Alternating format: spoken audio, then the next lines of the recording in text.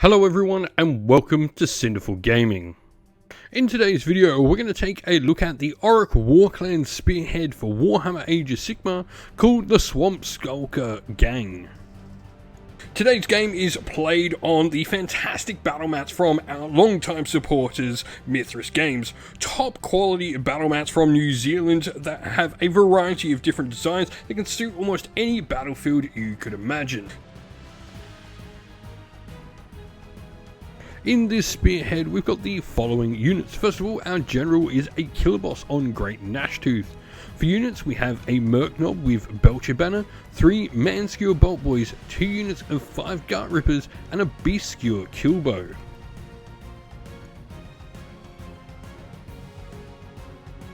For battle traits, we have the Cruel Boys War ability.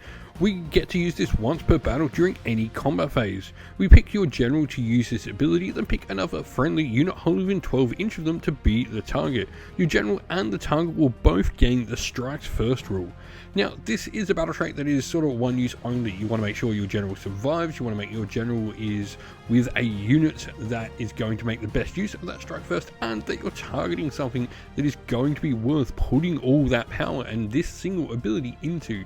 This is definitely something you want to plan ahead, find the target, get your way to the target, and get this ability working and off to take out that target in one big fell swoop.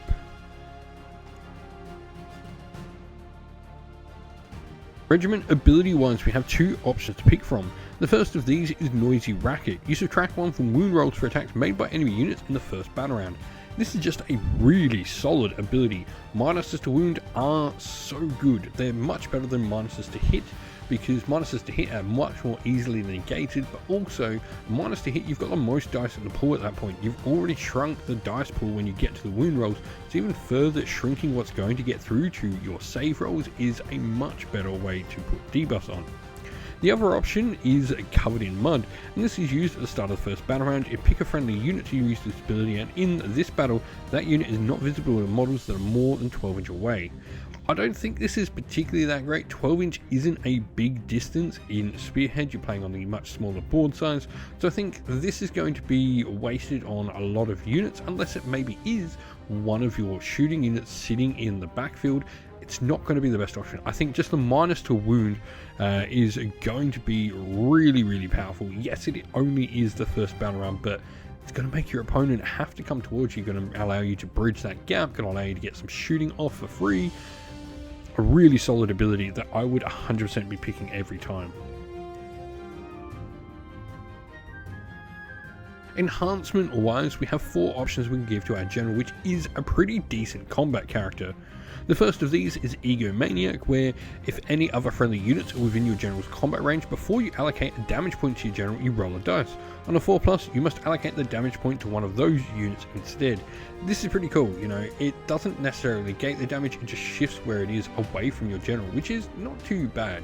Once again, this is going to be something you can use to actually get him into combat with another unit to make sure you are getting the best out of his Cruel Boys War. Mort's Pebble is a once per battle use during the enemy movement phase, and in the next shooting phase, friendly units have ward 5+ with a hole within 12 inch of your general. This is pretty cool, allowing you to sort of protect yourself from shooting, which is probably going to be one of your biggest weaknesses, is not too bad. And what's cool about this is you could easily combine this with your, say, Noisy Racket, where you subtract 1 from wound rolls turn 1, you then get a 5-up ward on turn 2 if you've got everything near your general, so you can spread out these debuffs to really hamper your opponent's ability to hurt your units.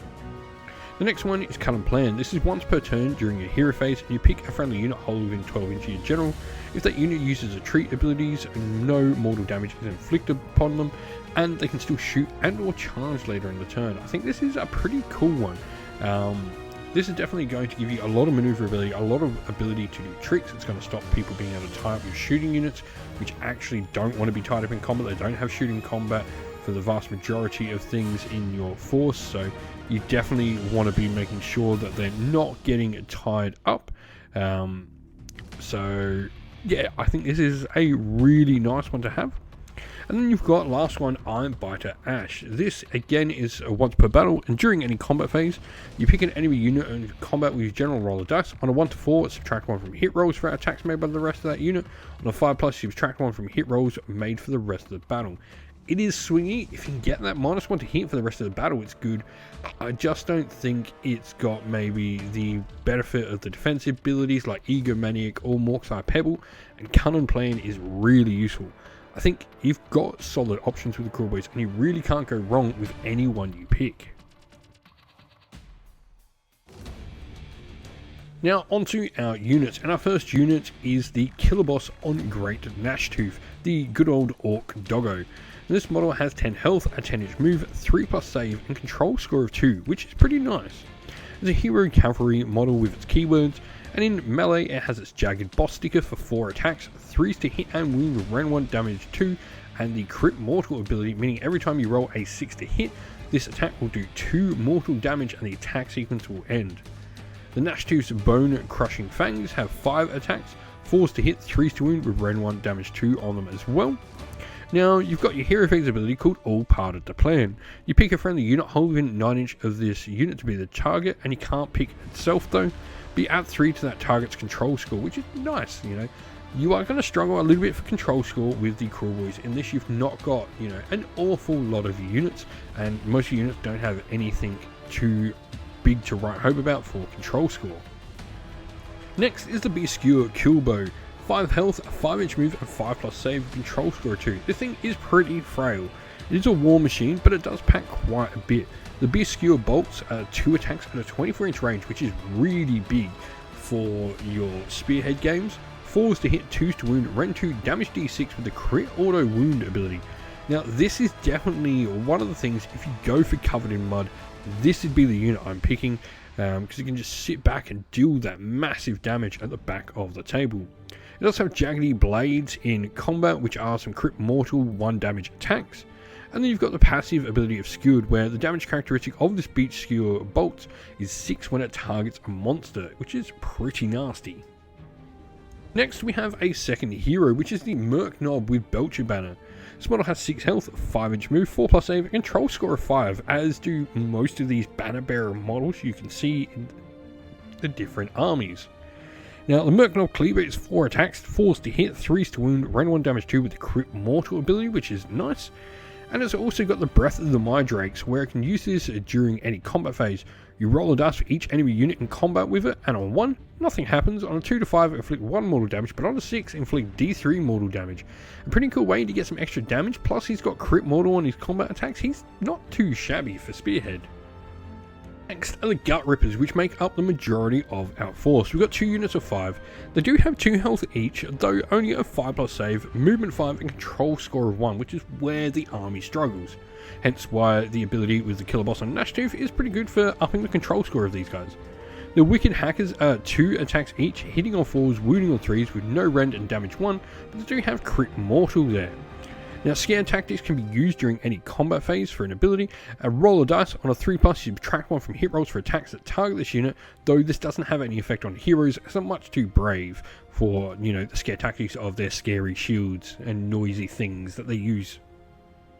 Manskewer Bolt Boys are the last unit we have, and these would be the other option for a unit that we might cover in Mud if we go down that route. They've got 2 health each, a 5-inch move, 5+ save, and control score of 1. Their Manskewer crossbows are 18-inch range with 2 attacks, hitting on 4s, wounding on 3 with Ren 1, damage 2 and the crit auto wound. We have a single attack that has crit mortal with 1 damage in our melee weapons, but then we've also got the Pick 'em Off ability where we add 1 to hit rolls for this unit's shooting attack if they've not used a move, meaning they do go to 3s and 3s to hit and wound, which is pretty nice. They're definitely not as scary as the Beaskewer Killbow, but they are, you know, going to have a little bit more survivability. There's 3 of them, there's an extra wound in there. I do think, you know, it really is toying up what you want, but the Beaskewer Killbow, the extra range at 24 means it's double the range of what's stuck in Mud if you go down that route.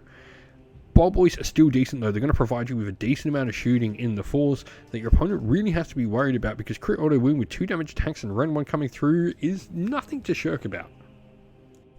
We hope this video was helpful in getting you started with Warhammer Age of Sigmar Spearhead, and that it was able to give you some ideas and inspiration to start your own force in the game. If you have any other questions at all, please comment them down below. And while you're there, don't forget to drop a like, subscribe, and join our Discord server to check out all of our future Warhammer Age of Sigmar content.